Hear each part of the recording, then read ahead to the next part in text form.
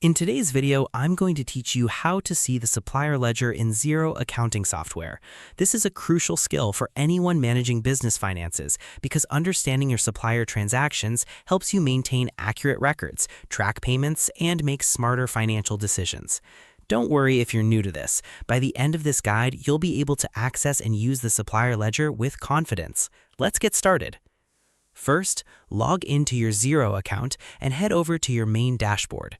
Once you're there, look at the top navigation bar. You'll see several tabs, but the one we're interested in is Reporting. Go ahead and click on it. This section is where all your financial reports live, and it gives you powerful insights into different areas of your business. After clicking on Reporting, a drop-down menu will appear. From here, select All Reports.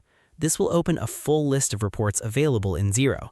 At first, this page might look a bit overwhelming because there are many options, but don't worry, we're focusing on one specific report.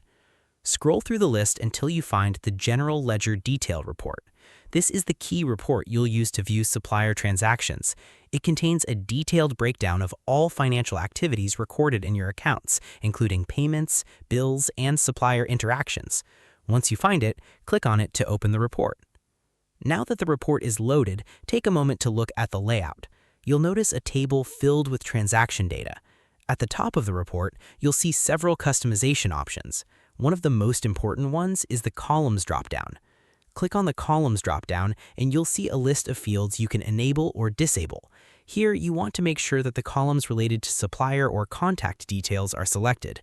This step is very important because it allows you to clearly identify which transactions belong to which supplier.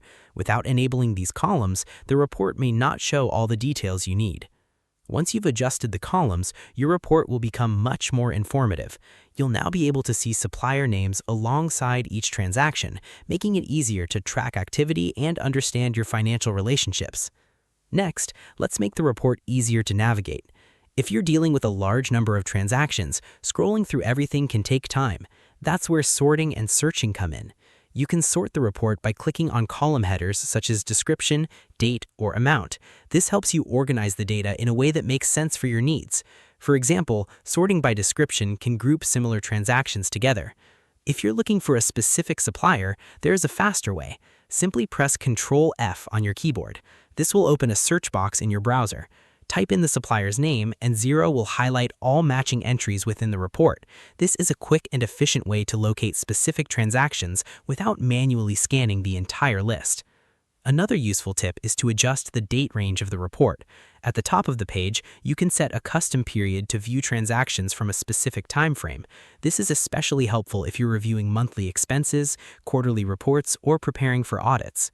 By using these tools, customizing columns, sorting data, searching efficiently, and adjusting date ranges, you can turn the General Ledger Detail Report into a powerful supplier ledger view tailored to your needs.